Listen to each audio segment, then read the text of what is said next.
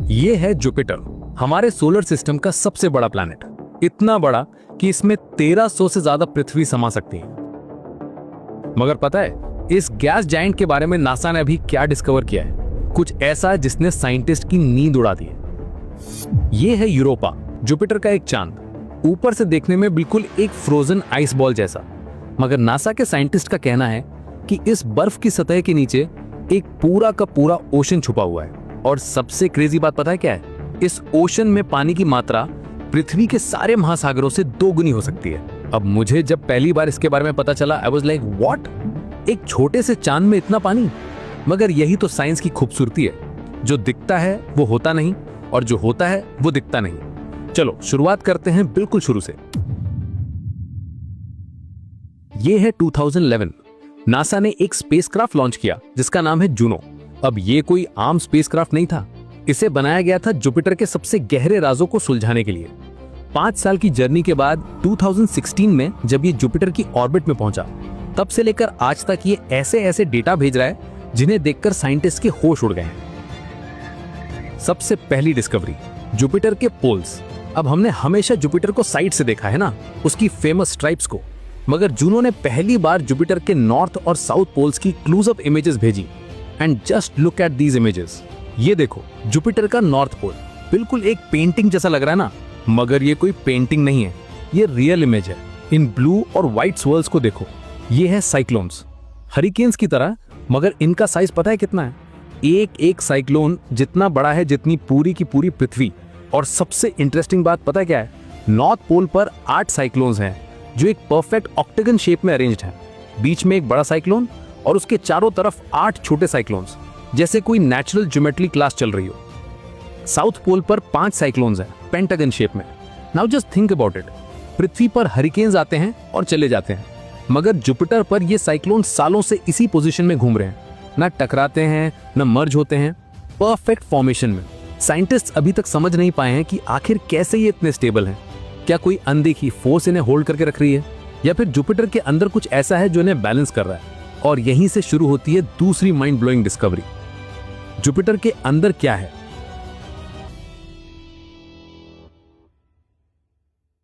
देखो, जुपिटर एक gas giant है, मतलब इसकी कोई सॉलिड सरफेस नहीं है, पूरा का पूरा गैस और लिक्विड से बना है। मगर सवाल यह था कि क्या इसके सेंटर में कोई कोर है, कोई सॉलिड सेंटर?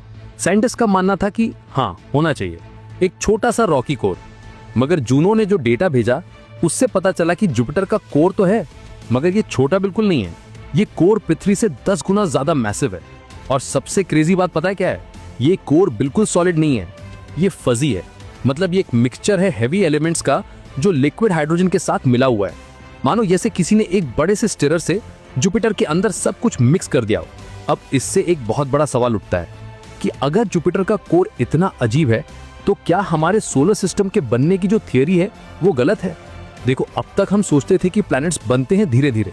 पहले एक छोटा सा रॉकी कोर बनता है और फिर उसके ऊपर गैस इकट्ठा होती जाती है। मगर जुपिटर के फजी कोर से लग रहा है कि शायद कुछ और हुआ था। शायद जुपिटर के बनने के बाद कोई बड़ा इंपैक्ट हुआ था, कोई बहुत बड़ा प्रोटो प्लैनेट टकराया था जुपिटर से, और उस टक्कर की वजह से कोर बिखर गया, मिक्स हो गया। अरबों साल पहले हमारा सोलर सिस्टम एक वॉर जोन था। प्लैनेट्स आपस में टकरा रहे थे, जुपिटर जैसे जायंट्स बन रहे थे और तबाही मचा रहे थे। और यही तबाही शायद लाइफ की शुरुआत का कारण भी बनी। कैसे? चलो बात करते हैं तीसरी बड़ी डिस्कवरी की, जुपिटर के मून्स पर पानी। अब जुपिटर के 95 से ज्यादा मून्स हैं, मगर 4 मून्स बहुत ही स्पेशल हैं, आयो, यूरोपा, गैनीमेड और कैलिस्टो। इन्हें गैलीलियन मून्स कहते हैं क्योंकि इन्हें गैलीलियो ने डिस्कवर किया था। और इन चारों में सबसे इंटरेस्टिंग है यूरोपा। ये देखो यूरोपा की सरफेस को, बिल्कुल एक क्रैक्ड आइस जैसी दिख रही है ना, जैसे किसी ने एक बर्फ की प्लेट को तोड़ दिया हो। और सच में ऐसा ही है। यूरोपा की सरफेस एक 15 से 25 किलोमीटर मोटी आइस की परत है। मगर इस परत के नीचे क्या है? 100 किलोमीटर गहरा लिक्विड वाटर का ओशन। जी हाँ, एक पूरा का पूरा समंदर, सॉल्टी वाटर का जो लिक्विड है आज भी। अब सवाल यह है कि इतनी ठंडी जगह पर इतनी दूर सूरज से पानी लिक्विड कैसे है? आंसर है टाइडल हीटिंग। देखो, यूरोपा जुपिटर के बहुत करीब है और जुपिटर का ग्रेविटी इतना स्ट्रांग है कि ये यूरोपा को लगातार स्क्वीज करता रहता है, जैसे कोई स्ट्रेस बॉल को दबाता है ना। और जब यूरोपा स्क्वीज होता है तो उसके अंदर फ्रिक्शन होता है और फ्रिक्शन से हीट जनरेट होती है। यही हीट यूरोपा के अंडरग्राउंड ओशन को लिक्विड रखती है। अब यहाँ पर सबसे एक्साइटिंग बात पता है क्या है? पृथ्वी पर जहाँ पानी है वहाँ लाइफ है। हमारे समुद्र की सबसे गहराई में जहाँ सूरज की रोशनी नहीं पहुँचती वहाँ भी लाइफ है, हाइड्रोथर्मल वेंट्स के पास। बैक्टीरिया, फिश, अजीबोगरीब क्रीचर्स। तो क्या यूरोपा के अंडरग्राउंड ओशन में भी लाइफ हो सकती है? नासा के साइंटिस्ट कहते हैं पॉसिबल है, और इसीलिए नासा अभी एक नया मिशन प्लान कर रहा है, यूरोपा क्लिपर। ये 2024 में लॉन्च होगा और 2030 तक यूरोपा पहुंचेगा। इसका काम होगा यूरोपा की सरफेस को स्कैन करना, उसके ओशन की डेप्थ मापना और देखना कि क्या वहां लाइफ के संकेत मिल सकते हैं। अब यूरोपा अकेला नहीं है, गैनीमीड और कैलिस्टो पर भी अंडरग्राउंड ओशंस होने के संकेत मिले हैं। मतलब जुपिटर के आसपास एक पूरा वाटर वर्ल्ड बसा हुआ है। चौथी discovery, the great red spot का सीक्रेट। अब आपने जुपिटर की फोटो देखी होगी तो उस पर एक बड़ा सा लाल धब्बा दिखता है। इसे ग्रेट रेड स्पॉट कहते हैं। ये एक मैसिव स्टॉर्म है, एक हरिकेन जो पिछले 400 साल से चल रहा है। इसका साइज इतना बड़ा है कि इसमें 2-3 पृथ्वी आराम से समा जाए। मगर जूनों ने पता लगाया कि यह स्टॉर्म कितना गहरा है, और आंसर है 300 किलोमीटर से ज्यादा गहरा। मतलब ये सिर्फ सरफेस पे नहीं है, ये जुपिटर के अंदर बहुत गहराई तक जाता है। और एक और क्रेजी फैक्ट, ये स्टॉर्म धीरे धीरे श्रिंक हो रहा है। 1800s में ये और भी बड़ा था। साइंटिस्ट को नहीं पता कि ये क्यों श्रिंक हो रहा है और कब तक ये खत्म हो जाएगा। शायद हम उस जनरेशन में रह रहे हैं जो ग्रेट रेड स्पॉट को देखने वाली आखिरी जनरेशन होगी। पांचवी डिस्कवरी, जुपिटर का मैग्नेटिक फील्ड। पृथ्वी का मैग्नेटिक फील्ड हमें सोलर विंड से प्रोटेक्ट करता है, मगर जुपिटर का मैग्नेटिक फील्ड पृथ्वी से 20,000 गुना ज्यादा स्ट्रॉन्ग है। इतना स्ट्रॉन्ग कि अगर हम जुपिटर को पृथ्वी से देखते तो ये स्काई में चांद से भी बड़ा दिखता। और जूनों ने पता लगाया कि ये मैग्नेटिक फील्ड बहुत ही अजीब है। कहीं नॉर्थ पोल है, कहीं साउथ पोल है, कहीं दोनों मिक्स हैं। जैसे किसी ने कई सारे मैग्नेट्स को रैंडमली अरेंज कर दिया हो। इस मैग्नेटिक फील्ड की वजह से जुपिटर के पास सबसे तेज रेडिएशन बेल्ट्स हैं, इतने खतरनाक कि अगर कोई इंसान जुपिटर के पास जाए तो मिनटों में ही लीथल डोज ऑफ रेडिएशन मिल जाएगी। और इसीलिए जूनो स्पेसक्राफ्ट को एक स्पेशल रेडिएशन शील्ड में रखा गया है, टाइटेनियम का एक वॉल्ट, जो इसके सेंसिटिव इंस्ट्रूमेंट्स को प्रोटेक्ट करता है। छठी डिस्कवरी, जुपिटर की रिंग्स। अब हम सब जानते हैं सैटर्न की रिंग्स के बारे में, मगर पता है जुपिटर की भी रिंग्स है। हाँ, बहुत फेंट, बहुत पतली रिंग्स।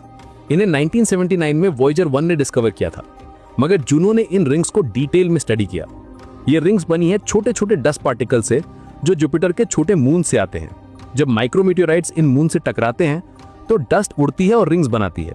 अब गाइस, यहां तक तो हमने बात की साइंटिफिक डिस्कवरीज की, मगर असली सवाल तो ये है कि ये सब हमारे लिए क्यों इंपॉर्टेंट है।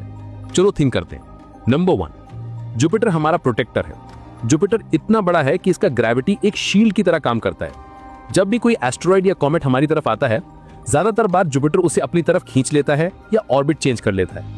1994 में शूमेकर लेवी 9 नाम का एक कॉमेट जुपिटर से टकराया था। इंपैक्ट इतना बड़ा था कि इसे पृथ्वी से भी देखा गया। अगर वो कॉमेट पृथ्वी से टकराता तो शायद डायनासोर जैसी तबाही फिर से हो जाती। तो एक तरह से जुपिटर हमारी बॉडीगार्ड है। नंबर 2, जुपिटर हमें बताता है कि दूसरे सोलर सिस्टम्स कैसे काम करते हैं।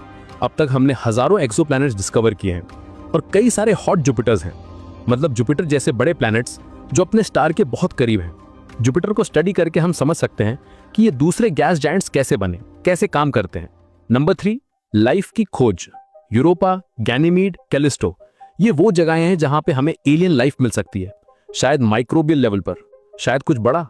और अगर हमें वहां लाइफ मिल गई तो ये प्रूफ होगा कि यूनिवर्स में लाइफ सिर्फ पृथ्वी पर नहीं है, ये एवरीवेयर हो सकती है। और नंबर 4, साइंटिफिक क्यूरियोसिटी। देखो, हम इंसान हैं, हमारे अंदर एक्सप्लोर करने की, जानने की भूख है। हम चांद पर गए, मंगल पर गए, और अब हम जुपिटर को समझ रहे हैं। ये सिर्फ साइंस नहीं है, ये हमारी आइडेंटिटी है। हम एक्सप्लोरर्स हैं। अब मुझे पर्सनली इन सब चीजों को पढ़कर, रिसर्च करके बहुत मजा आया, क्योंकि ये मुझे याद दिलाता है कि हम कितने छोटे हैं इस यूनिवर्स में, मगर साथ ही ये भी याद दिलाता है कि हम कितने पावरफुल हैं। हम एक छोटे से प्लेनेट पर रहते हैं, मगर हमने अरबों किलोमीटर दूर एक स्पेसक्राफ्ट भेजा है जो हमें जुपिटर के राज बता रहा है। The human mind is incredible. और यही तो मैं आपको बताना चाहता हूं, साइंस सिर्फ बुक्स में पढ़ने की चीज नहीं है, ये हमारे चारों तरफ है, हमारे ऊपर आसमान में है। बस जरूरत है एक क्यूरियस माइंड की, एक सवाल पूछने की हिम्मत की। Stay curious, stay human. जय हिंद।